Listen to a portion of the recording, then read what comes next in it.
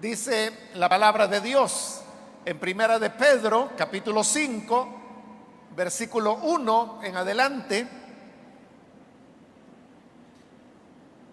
ruego a los ancianos que están entre vosotros, yo anciano también con ellos, y testigo de los padecimientos de Cristo, que soy también participante de la gloria que será revelada, apacentad la grey de Dios, que está entre vosotros, cuidando de ella, no por fuerza, sino voluntariamente, no por ganancia deshonesta, sino con ánimo pronto, no como teniendo señorío sobre los que están a vuestro cuidado, sino siendo ejemplos de la grey.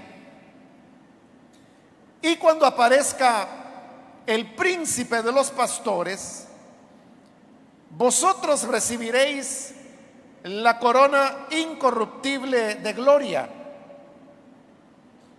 Igualmente, jóvenes, estad sujetos a los ancianos, y todos sumisos unos a otros, revestidos de humildad, porque Dios resiste a los soberbios y da gracia a los humildes. Amén. Hasta ahí dejamos la lectura. Hermanos, pueden tomar sus asientos, por favor.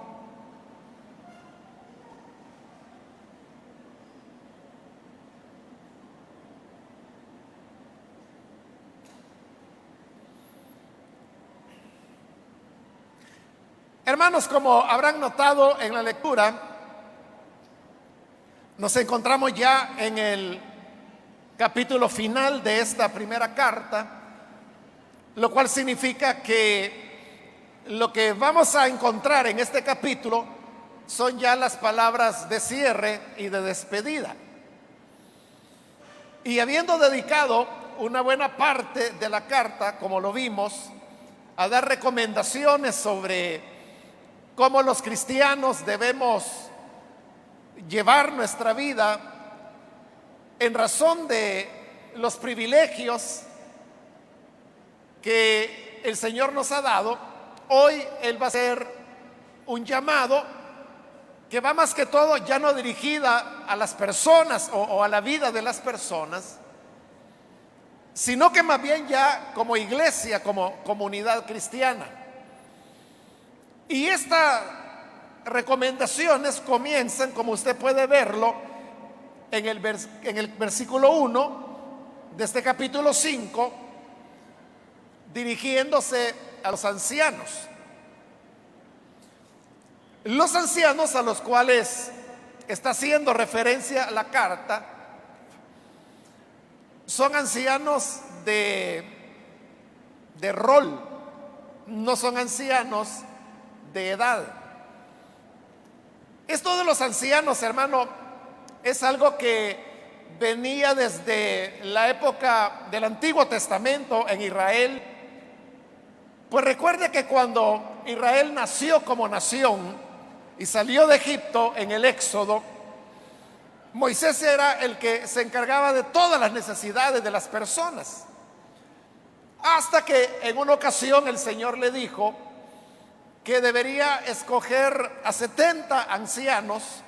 En el caso de Israel eran ancianos de edad, pero hombres seleccionados por el Señor, sobre los cuales el Espíritu Santo habría de venir para que le ayudaran a Moisés en el trabajo de atender a todo, porque era todo el pueblo de Israel.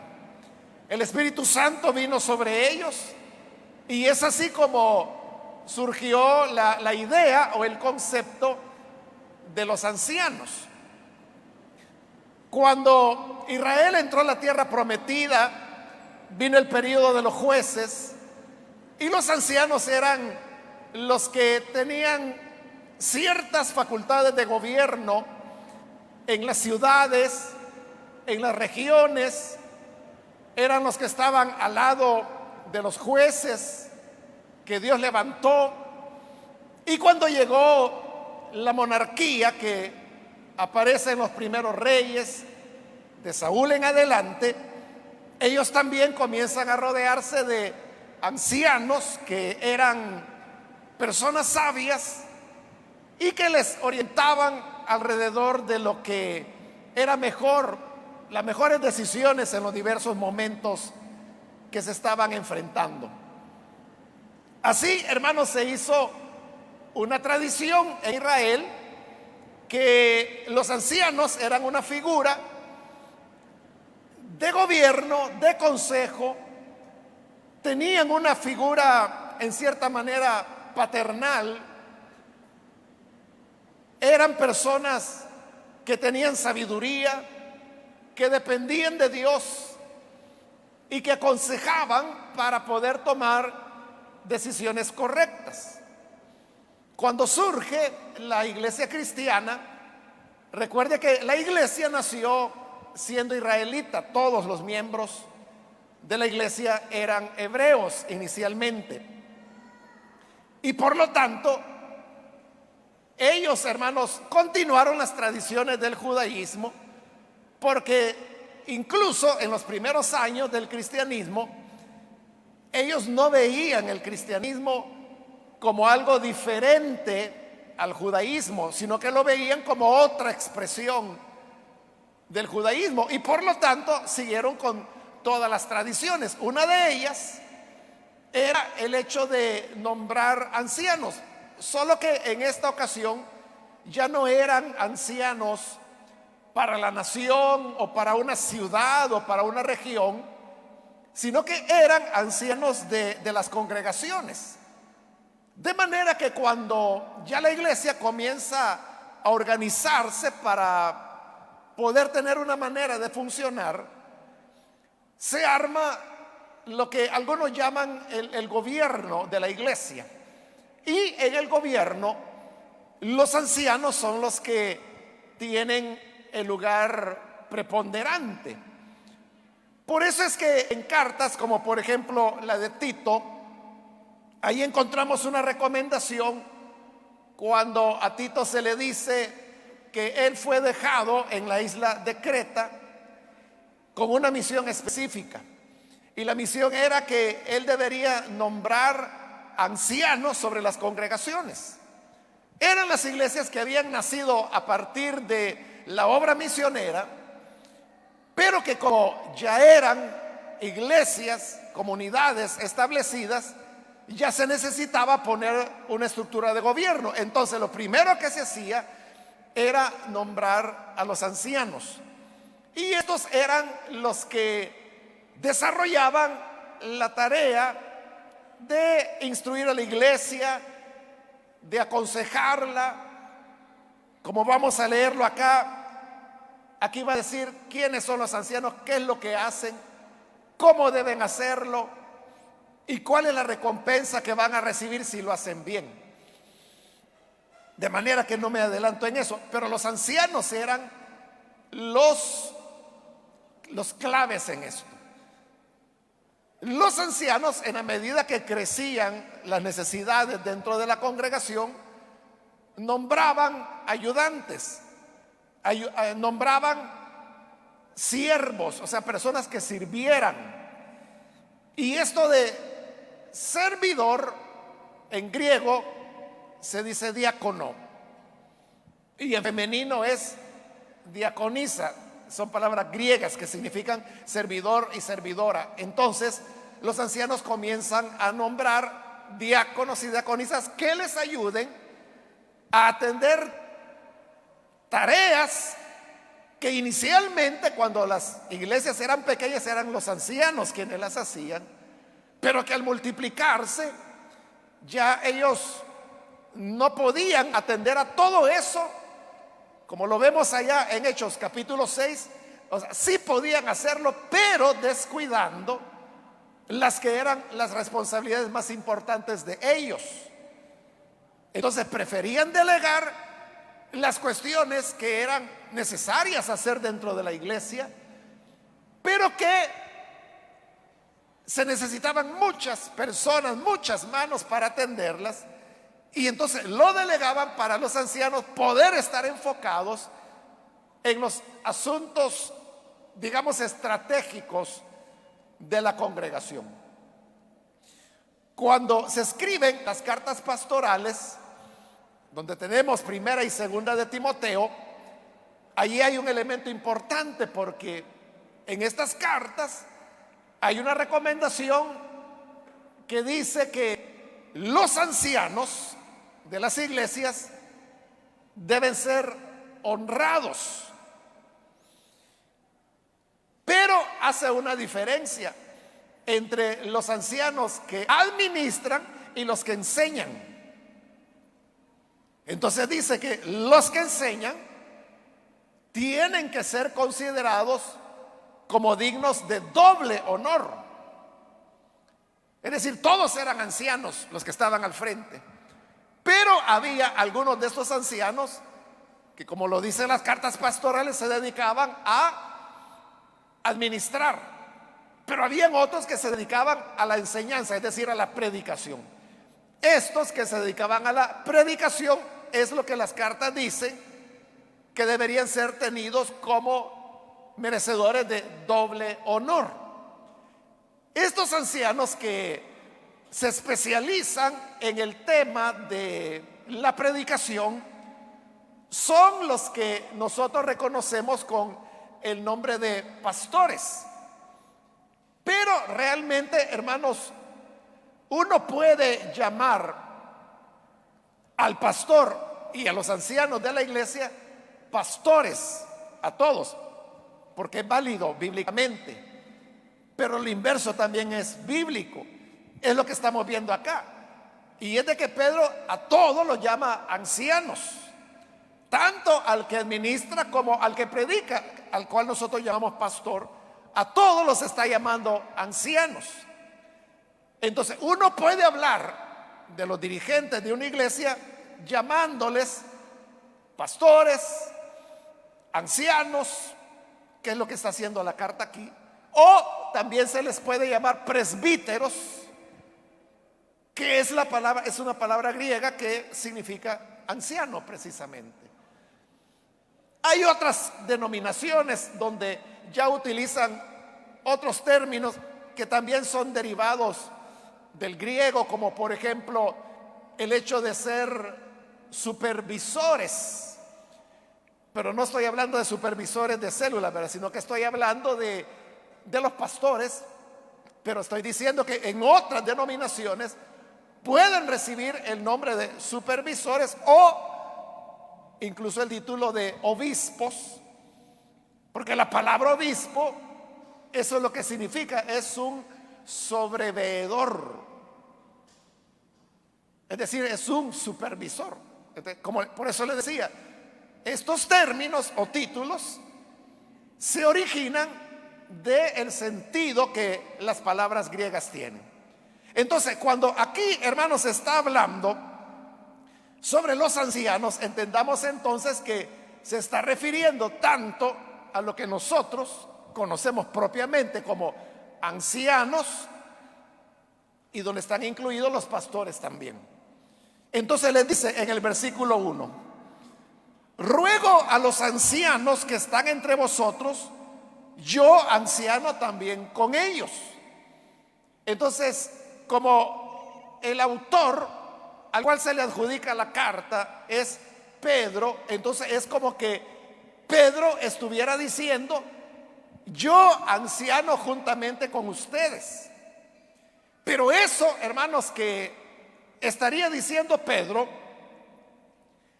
es algo muy humilde, porque Pedro, recordemos que él era un apóstol del Señor Jesús, y por lo tanto el apóstol era el que establecía a los ancianos. O lo puede hacer un pastor, o sea, cualquiera que tenga los ministerios primarios, como le llamamos nosotros, los 5 que se mencionan en Efesios capítulo 4. Pero Pedro, siendo un apóstol, se está poniendo al lado de los ancianos de las congregaciones, porque, como le dije, el anciano es aquel que tiene funciones de administrar o de pastorear. Pedro las tenía, pero él era mucho más que eso. Él era un apóstol. Por eso le digo, es muy humilde de parte de él cuando dice: yo, anciano, juntamente con ellos. Se pone en un nivel que diríamos era muy humilde, muy sencillo para la dignidad que el Señor le había dado. Entonces, esto tiene un propósito, y es de que cuando Pedro se coloca como otro anciano, lo hace con el objeto de dignificar la función. Porque dije al principio de que aquí no está hablando de ancianos de edad, está hablando de ancianos de roles. Hermano, y yo conozco en algunas de nuestras filiales ancianos de rol, de función, pero que son muy jóvenes. Son hermanos muy jóvenes, algunas veces hasta solteros, pero son hermanos estupendos en el sentido de que son muy leales, muy fieles, muy servidores, retenedores de la buena doctrina. Es decir, tienen los requisitos que la palabra de Dios dice. Entonces, estamos hablando de rol, no de edad. Entonces, cuando Pedro se pone como anciano, es como que él dijera: esta es una posición que no se debe despreciar, que es tan digna como la de ser apóstol. Es decir, Pedro nunca renunció a sus tareas pastorales bajo la excusa de que él tenía responsabilidades apostólicas. Nunca ocurrió eso, porque para él el atender a las personas era algo tan digno como para que él se pusiera a ese nivel. Pero esto, hermanos, también tiene un riesgo, porque usted sabe que hay todo tipo de personas en las iglesias. Entonces no iba a faltar alguien que dijera: ah, bueno, entonces si Pedro es otro anciano igual que los demás, entonces ¿para qué le vamos a hacer caso? Por eso es de que al mismo tiempo que él se está poniendo al nivel de los ancianos, menciona a continuación: y testigo de los padecimientos de Cristo. Eso lo hacía diferente, porque los ancianos, sobre todo en esta época, y aquí, hermanos, vuelvo a la introducción que hicimos al estudio de Primera de Pedro, cuando yo le expliqué que estas son cartas que pertenecen en realidad a la segunda generación de cristianos. Para entonces los apóstoles ya habían muerto, y habían muerto todos aquellos que habían tenido la oportunidad de ver al Señor. Pero Pedro era una persona que había sido testigo, dice, de los padecimientos de Cristo. Y no solo de los padecimientos, él había sido testigo, hermanos, del bautismo de Jesús por Juan. Fue testigo de la multiplicación de los panes y los peces. Fue testigo de todas las palabras, de todas las enseñanzas, de todos los hechos y obras que Jesús hizo. ¿Y quién podía tener ese privilegio? Fueron unos pocos los que lo tenían, y Pedro era uno de ellos. Entonces note, al mismo tiempo que él está diciendo: yo soy otro anciano con ellos, está diciendo: pero testigo de los padecimientos de Cristo, lo cual solo él lo tenía. Está diciendo: sí, ser anciano, ser un pastor, no es algo que se deba despreciar, es algo honorable, y yo soy uno de ellos. Él se sentía orgulloso, digamos, de decir: soy anciano. Pero no cualquier anciano, sino que un testigo de los padecimientos de Cristo. Y eso ya lo hacía diferente a todos los demás. Entonces, él está colocando un balance, como digo, por un lado para honrar el oficio de anciano, pero por otro lado para evitar esas personas que, como le digo, siempre hay en las iglesias, de una vez vindicaba su autoridad al decir que era testigo de los padecimientos de Cristo. Y dice: y soy también participante de la gloria que será revelada. Así como él había sido testigo de los padecimientos de Cristo y luego Cristo en la resurrección, la gloria del Padre se revela en él, igual para los creyentes hoy en día, que padecemos por diferentes situaciones, por vivir en este mundo, donde la Escritura dice que en este mundo sufriremos persecución, pero viene una gloria que será revelada, de la cual Pedro, los ancianos y en general todos los cristianos participaremos de ella. Pero ¿qué quiere decirle a estos ancianos a los cuales se está dirigiendo? Les dice en el versículo 2: apacentad la grey de Dios que está entre vosotros. Como le dije, aquí Pedro en primer lugar se dirige a los ancianos, que es lo que hemos visto en el versículo 1. Luego va a decir qué hacen los ancianos, luego cómo deben hacerlo, y por último la recompensa que recibirán si lo hacen bien. Hoy está hablando de qué hacen los ancianos, y él dice que básicamente son dos cosas que hacen los ancianos. La primera está al principio del versículo 2, cuando dice: apacentad la grey de Dios que está entre vosotros. Eso es lo primero que hacen los ancianos, apacentar la grey de Dios. ¿Y qué significa apacentar?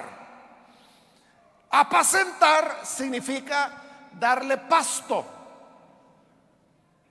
En otras palabras, es alimentar a las ovejas.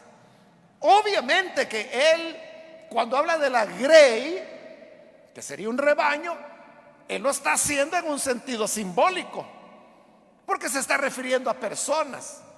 Por lo tanto, cuando habla de apacentar, que es dar pasto, también está hablando en un sentido simbólico y se está refiriendo al alimento que las personas reciben. Pero como es simbólico, es entonces el alimento espiritual. El Señor nos alimenta espiritualmente, pero ¿quiénes son los responsables de hacerlo? Dice: los ancianos son los que tienen que apacentar, tienen que darles el pasto. Entonces, ¿qué hace el anciano? Número uno, enseñar, entregar la palabra, alimentar a las personas. Porque así como fisiológicamente necesitamos alimento para poder vivir en primer lugar, tener salud, de igual manera, en la vida espiritual, para poder tener una vida espiritual necesitamos alimentarnos espiritualmente. Y usted puede leer la Biblia, bueno, puede y debe leer la Biblia, pero uno puede, hermano, quedarse en su casa leyendo la Biblia y nunca va a ser igual a que usted venga a la congregación para poder recibir el alimento de la palabra. Y esto usted lo ha vivido, y estoy seguro que muchas veces que ha leído la Biblia ha pasado por estos pasajes. Pero cuando viene a la iglesia y oye a un anciano o pastor predicando, usted encuentra elementos que no los había notado y usted dice: bueno, y esto está en la Biblia, ¿no? Tantas veces que le he leído y no me había fijado. O la experiencia de que yo lo había leído pero no había entendido eso, o lo había leído y no me había fijado en tal o cual cosa. Entonces, pero esos elementos que aprendemos, que nos iluminan, eso es lo que nos está alimentando, porque nos anima, nos motiva a seguir en la vida cristiana. La palabra, como ella misma dice, nos exhorta, nos consuela, nos anima, nos reprende, nos ilumina, nos guía. O sea, todas esas funciones tiene la palabra de Dios. Cuando venimos a la iglesia, ese es el pasto que recibimos. Por eso es que cada vez que venimos a la iglesia, hermanos, salimos alimentados, salimos animados, salimos consolados, salimos, hermanos, exhortados, salimos motivados o salimos pensando en eso que se enseñó y usted se lo lleva al corazón porque le da vuelta y le da vuelta y le da vuelta porque le llamó la atención. Eso es lo primero, apacentar. Lo segundo dice, cuidando de ella. La otra función es cuidar. ¿Y qué significa cuidar? Esto va más allá de la predicación, hermanos. El cuidar ya tiene que ver, como está usando la figura del pastor de ovejas, entonces darle pasto era llevarlas a lugares donde hubieran pastos y que las ovejas comieran. Pero ¿qué significa cuidarlas? Cuidarlas ya significaba ver su estado de salud, si no tenían parásitos como garrapatas, pulgas, si no se habían enfermado, si no se había perdido alguna, si no se había extraviado, y si alguna se iba descaminando, cuidarla era volverla al redil. Cuidarla significaba defenderla de los depredadores, lobos, osos, leones. Esas son tareas de los ancianos. Son tareas de cuidar. ¿Y cómo se cuida a las personas? Fundamentalmente, hermanos, es sobre la base de la consejería, de orientar a las personas, de dar instrucción, pero ya de una manera más personalizada. Cuando un anciano está predicando en la iglesia, está instruyendo a todos. Pero ya en la consejería ya es una persona en particular porque tiene una necesidad particular. Todos sabemos, hermanos, que una de las funciones del pastor o anciano es dar consejo, es dar orientación, y eso es lo que las personas buscan. Por eso es de que siempre las personas están diciendo, tengo esta situación, ¿quién me puede ayudar? ¿O con quién puedo hablar? Tengo este tipo de problemas. Y entonces ahí están los ancianos, ahí están los pastores. Hay pastores, hermanos, que van desarrollando habilidades especiales. Hay pastores, por ejemplo, que son muy buenos para aconsejar en el tema del trabajo dentro de la iglesia. Son buenos para aprovechar, diríamos, los potenciales que las personas tienen y que muchas veces ni la persona sabe que los tiene. Otros son buenos, por ejemplo, para orientar matrimonios, otros para orientar niños, otros para orientar jóvenes. Entonces hay diversas gracias que el Señor da, porque ese es otro detalle importante, hermanos. Y es que si usted lo nota en el Nuevo Testamento, usted nunca va a encontrar una iglesia con un pastor. El modelo de la Biblia es que eran colectivas las direcciones de las iglesias. Está hablando de ancianos en plural. En el pasaje de Tito, al que le hice referencia, dice: te dejé en Creta para que establecieses ancianos en plural. Entonces, eran equipos y son equipos de ancianos y de pastores. Desde ese punto de vista, hermanos, nosotros tenemos una iglesia muy bíblica, muy del Nuevo Testamento, porque aquí usted no solo tiene un pastor, aquí usted tiene 82 pastores. Ese es el modelo de la Biblia, que son equipos los que trabajan, pero todos trabajan en lo mismo: enseñar y cuidar. Ya dijo qué hacen, ahora va a decir cómo hacerlo. Dice el versículo 2: no por fuerza, sino voluntariamente. Eso es lo primero. Y es de que el anciano o el pastor debe serlo voluntario. No se le puede imponer. Hermanos, hace quizás 4 años, porque fue antes de la pandemia, un hermano de una de nuestras filiales me dijo: hermano, me dice, fíjese que yo he pensado en un hermano que tengo en la congregación, me dice, que yo lo he visualizado, me dijo, para que él sea mi sucesor. El hermano que me estaba diciendo esto ya es un hermano de edad avanzada, es el pastor de la iglesia. Entonces él me dice, pero yo he visualizado a este hermano para que sea mi sucesor. Y yo lo que quisiera, me dice, es que él fuera ordenado pastor. Pero el ser ordenado pastor dentro de nuestra misión es un proceso que comienza, hermanos, con conocer a la persona. Entonces yo le dije, sí, hermano, se puede hacer, pero todo comienza, le digo, por conocerlo. Entonces, si usted gusta, le dije, preséntemelo. Y así yo platico con él, lo conozco y ahí cubrimos ya lo que sería el primer paso. Y así fue.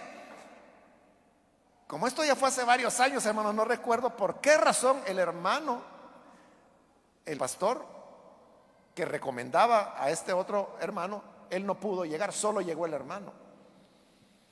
Yo recuerdo que estaba atendiendo otras cuestiones de predicación y habíamos quedado de acuerdo que él iba a llegar ahí y efectivamente llegó. Y como yo no lo conocía, entonces él llegó y me dijo, hermano, me dijo, yo soy fulano, me dice, que mi pastor es mengano y él me pidió que viniera a hablar con usted porque me dijo que usted quería conocerme. Ah, sí, le dije yo. Y yo lo atendí y comenzamos a platicar. Y yo pues en el intento de quererlo conocer, hermano, ¿y cómo se llama? ¿Usted está casado? ¿Cómo es su familia? Es decir, tratar de conocerlo. Y era plática, hermano, cuando fuimos avanzando. Entonces yo le dije, pues mire, el hermano le explicó cuál es la razón de tener esta plática. No me dijo, no le dijo nada. No me dijo, solo me dijo que usted quería conocerme. Ah, vaya, entonces la razón, le dije, es porque él lo ha propuesto a usted para que sea ordenado pastor, porque el hermano lo ve a usted como el sucesor que puede continuar en la iglesia. Y él me dijo, ¿qué? Me dice, eso le dije, que él lo recomienda para que sea pastor. No, me dice, yo no, me dice. Y dije, pero el hermano lo está recomendando. No, me dice, pero ¿cómo va a creer? Me dice, jamás se me ha ocurrido eso, no se me ha pasado por la mente, me dijo. Hermano, lo que quiero decirle es de que él fue muy enfático y me dice, no, o sea, yo nunca he pensado eso, yo no lo deseo, no lo quiero, yo quiero servir a Dios en lo que sea, pero menos como pastor. Entonces yo le dije, hermano, ¿está seguro de lo que me está diciendo? Sí, me dice, muy seguro. Entonces le dije, ¿su pastor nunca platicó con usted sobre la posibilidad de ser pastor? No, me dice, nunca me lo dijo. Entonces yo le dije, no tenga pena, le dije, no tenga pena. ¿Por qué? Porque aquí está diciendo la Biblia que debe ser no por fuerza, sino voluntariamente. Pero si él no tiene la voluntad, no se le puede forzar. Bueno, por lo menos este se salvó, ¿verdad? Porque platicó conmigo y yo después le dije al hermano, mire, la persona que usted me recomendó dice que ni loco va a ser pastor, ¿no? Ah, de veras, me dice. Sí, le dije yo. Ah, entonces voy a tener que buscar otro, me dijo. Bueno, no ha presentado otro candidato. Pero imagínense que hay otros. Yo conozco, hermanos, personas, no muchas, pero he conocido hermanos que me han dicho, hermano, yo quiero dejar la iglesia. ¿Y por qué? Le digo yo, que no fue el Señor que lo llamó. No, me dice.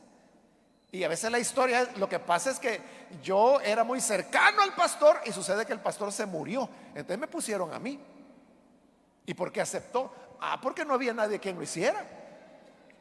Otras veces, porque le dijeron, mire, solo por unos días mientras encontramos a alguien. Y esos días se hicieron años. O sea, pero son hermanos que están esperando la primera oportunidad para irse. No se puede así, ¿verdad? Ese, hermanos, es como, ¿qué le digo? Alguien que lo obligaran a ser maestro y no quiere ser maestro, pero lo obligan a ser maestro. ¿Qué clase de maestro va a ser? ¿Cómo cree usted que va a tratar a los alumnos si no es esa su vocación? O alguien que sea médico por ejemplo, y no quiere medicina, pero lo obligaron. Es médico a la fuerza. Pero ¿qué tipo de médico va a ser? O sea, en la primera oportunidad que tenga, hermano, va a ir a hacer lo que de verdad le gusta, no lo que le han obligado.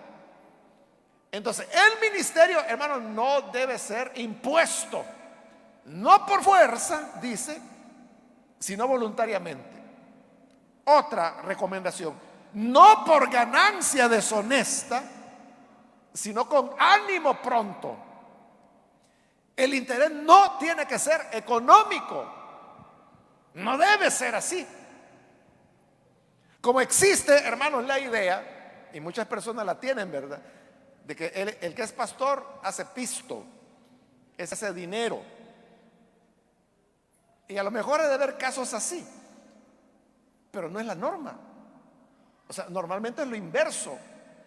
El pastor hace muchos sacrificios, los hijos viven limitaciones que otros no tienen. Y no le pueden decir al papá, mira papá, ¿y por qué no cambias de trabajo? Porque saben que lo van a lastimar, ¿verdad? Porque saben que él lo está haciendo por amor. Hace años atrás, hermano, yo tuve la oportunidad de hablar con un hombre. Él ya era un hombre casado, con hijos y todo. Pero su padre había sido pastor. Y un pastor muy conocido. De manera que cuando él llegó a la iglesia, su pastor era porque ya partió con el Señor, pero era de otra denominación. Entonces, cuando él comenzó a llegar a Elín, y yo lo conocía, entonces dije, qué raro, ¿verdad?, que no está yendo a la iglesia de su papá, donde él vivía aún, donde su papá es pastor, y ni siquiera está yendo a una iglesia de su denominación, sino que está viniendo a Elín. Pero claro, uno nunca le va a decir, ¿y qué viene a hacer acá, verdad? Entonces yo solo lo observé y pasaron meses, años, y él seguía yendo a Elín, a Elín. Entonces él comenzó a relacionarse con los hermanos y también conmigo. Y un día, hermanos, en el parqueo, él me agarró y comenzó a contarme su vivencia de ser hijo de pastor. Y le digo, él era un hombre ya adulto, casado y con hijos, pero delante de mí, hermano, se puso a llorar. Pero era un lloro, era una mezcla de tristeza, dolor, pero al mismo tiempo como de protesta, como de furia. Porque él me comenzó a contar desde el niño todo lo que habían tenido que sufrir como hijos. Él tenía hermanos y hermanas, hijos e hijas de pastor. Todas las privaciones. Por ejemplo, él no había podido estudiar. Y era un deseo que él había tenido toda la vida. Y hoy ya era adulto, como le digo, ya era un hombre. Y él se lamentaba porque decía, si yo hubiera sido hijo de cualquier otra persona, hubiera podido estudiar. Pero como era hijo de pastor, no habían las posibilidades. Y estaban sus hermanitos menores. Entonces él tuvo que ir a trabajar para ayudar a sus padres a que sus hermanos y hermanas, ellos sí pudieran estudiar, pero él nunca lo pudo. Bueno, él lo que quería era desahogarse y eso fue lo que hizo, hermanos. Después su papá enfermó y él tuvo que volver a la iglesia a atenderlo y lo atendió hasta que falleció. Espero yo pues de que haya sido en términos buenos, ¿verdad? Y que hayan logrado reencontrarse como padres e hijos. Entonces, le cuento eso, hermanos, como un ejemplo, ¿verdad? Entonces, pero hay personas que pueden hacerlo, como dice acá, por ganancia deshonesta. La Biblia dice que el obrero es digno de su salario, ¿verdad? Eso es lo honesto, pero estos no están buscando lo honesto, sino que dice ganancia deshonesta. Ya están viendo cómo se aprovechan de las personas, cómo hacen para valerse de la fe, de la confianza de las personas para poder tener su propio beneficio. Por eso es que yo me asusto, hermanos, cuando conozco de hermanos, otros pastores con quienes tengo confianza, y por tener confianza, ellos algunas veces me han dicho de que ellos manejan las cuentas de la iglesia, que la esposa de ellos es quien agarra las ofrendas, se la llevan a la casa, allá la cuentan. Y yo digo, ¿y cómo pueden hacer eso? Yo no digo que estén haciendo algo malo, quiera Dios que no, pero no es la manera correcta de hacer las cosas. Por eso es de que hay equipos, multiplicidad de ancianos. Y los ancianos, que como dice Timoteo, se encargan de administrar, eso es lo que administran. Eso es lo que administran. Ellos son los que se encargan. Y hermano, ese es un alivio. Por lo menos para mí yo así me siento. Imagínense que yo tuviera que estar viendo las cuestiones financieras de la iglesia. Me hago loco. Pero gracias a Dios que yo no tengo nada que ver con eso. Son los hermanos que se encargan. Y es una relación de total confianza, porque yo nunca, hermano, les he andado pidiendo cuentas. Hay una auditoría por razones de leyes, ¿verdad?, que tiene que hacerse. Todos los años se hace, todos los años sale todo bien, sin observaciones. Gracias a Dios, ¿verdad?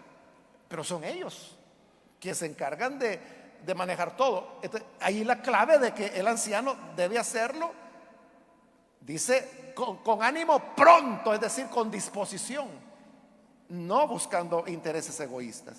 Versículo 3: no como teniendo señorío sobre los que están a vuestro cuidado. O sea, el Señor nos puso para cuidar, no para tener señorío. ¿Y qué significa tener señorío? Volverse mandón. Hermano, vaya para allá. Hermana, va a hacer esto. Usted haga aquí. Ese es mandón, ese es señorío. Que cuando la persona se vuelve impositiva o amenazante, o peor, cuando le dice, mire, respéteme porque yo soy el pastor. Yo creo que hay que respetar a los pastores, ¿verdad? Pero eso es algo que se debe ganar. No es algo que se imponga. Uno está para servir, porque los ancianos, los pastores, todos los ministerios son eso, ministerio. Y ministerio significa servir. Entonces, uno está para servir a la gente. Si alguien debe mandar en la iglesia, es la congregación, son los hermanos. Uno es el que invierte las cosas, pero no. El pastor es servidor de las personas, servidor, y tiene que ser un servidor que cuida. Por eso dice, no como teniendo señorío sobre los que están a vuestro cuidado. Están para cuidarlos, no para estarles ordenando, sino, dice la parte final del 3, siendo ejemplos de la grey. Es lo que le decía. Entonces, la autoridad se gana sobre la base del ejemplo. Es automático.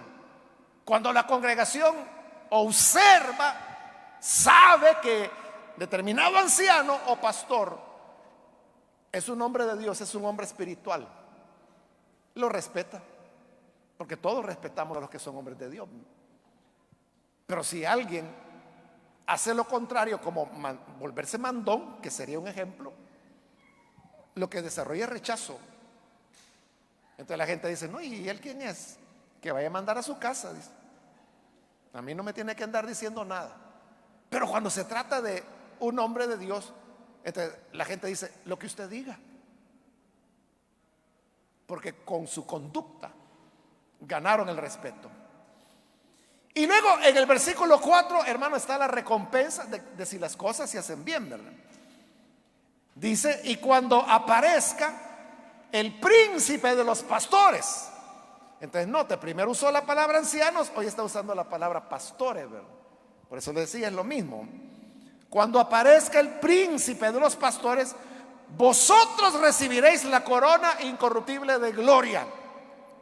Es decir, que hay un galardón específico para ancianos, para pastores, que se llama la corona de gloria. ¿A quién se la va a dar el Señor? Aquellos que desarrollen el ministerio voluntariamente, que lo hacen con ánimo pronto y que lo hacen dando ejemplo y no imponiendo. Ellos van a recibir la corona de gloria. Y debo terminar ya, hermanos, con el versículo 5, donde dice, igualmente, jóvenes están sujetos a los ancianos. Es decir, así como a los ancianos se les pide lo que hemos visto, a la congregación. Hoy se le pide que haya una sujeción hacia los ancianos. Hace mención de los jóvenes porque el joven, por su juventud, que está aprendiendo cada día nuevas cosas, se vuelve desafiante, se vuelve cuestionador, y entonces comienza a preguntarse, ¿por qué las cosas deben ser así? ¿Por qué no se hacen de otra manera? ¿Por qué dijo esto? Entonces, por eso es que hay una mención específica de los jóvenes. Pero fíjese, dice, igualmente vosotros, igualmente jóvenes, están sujetos a los ancianos. Y luego dice, y todos. Es decir, primero se hace la mención específica de los jóvenes, pero luego dice todos. Y todos sumisos unos a otros, revestidos de humildad. Eso es lo que todos debemos tener, hermanos, humildad. Los ancianos deben ser humildes. Los miembros deben ser humildes. Los unos con los otros, dice, debemos tener humildad. ¿Por qué razón? Porque citando un proverbio, dice el versículo 5, Dios resiste a los soberbios y da gracia a los humildes. Una expresión que muchos de ustedes la saben de memoria, ¿no? Dios resiste a los soberbios, pero en cambio a los humildes les da gracia. Entonces el trato, hermanos, entre nosotros, todos, debe ser humilde, porque el Señor nos va a dar gracia, todo va a funcionar bien, la iglesia va a marchar y las bendiciones del Señor serán indetenibles. Así que, hermanos, como también lo dicen las cartas pastorales, ¿verdad? Si alguno anhela obispado, ¿verdad? Y se está refiriendo a ser anciano, buena cosa anhela, qué bueno, pero hay que cumplir los requisitos. Y los que no son ancianos, sino que miembros de la iglesia, sujetándonos en humildad a ellos y los unos a los otros también. Que Dios nos ayude, hermanos, para que así sea. Amén. Vamos a cerrar nuestros ojos.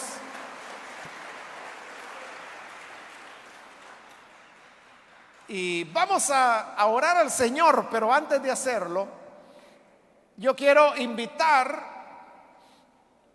si hay con nosotros algún amigo o amiga que ha venido por primera vez a la iglesia, o ha venido en otras oportunidades, pero todavía no ha recibido al Señor Jesús como su Salvador.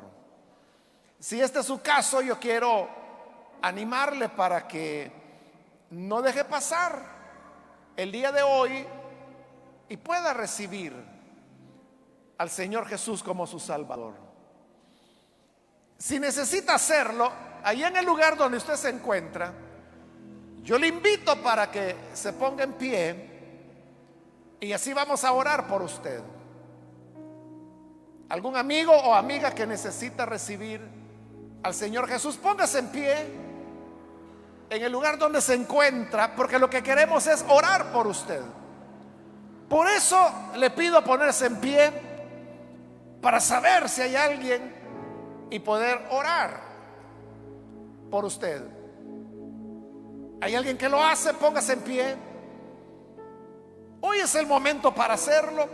También quiero invitar, si hay hermanos o hermanas que se han alejado del Señor, pero hoy necesitan reconciliarse, también es el momento para hacerlo. Puede ponerse en pie y vamos a orar por usted. ¿Hay alguien que se reconcilia? Muy bien, aquí hay una persona, que Dios la bendiga. Alguien más que necesita venir al Señor por primera vez o reconciliarse, póngase en pie y vamos a orar por usted. Otra persona que necesita hacerlo, hoy es el momento para hacerlo. Venga, vamos a orar por usted. Voy a terminar la invitación. Esta es ya la última llamada que hago, pero si hay alguien más que necesita venir al Señor por primera vez o necesita reconciliarse, póngase en pie y vamos a orar.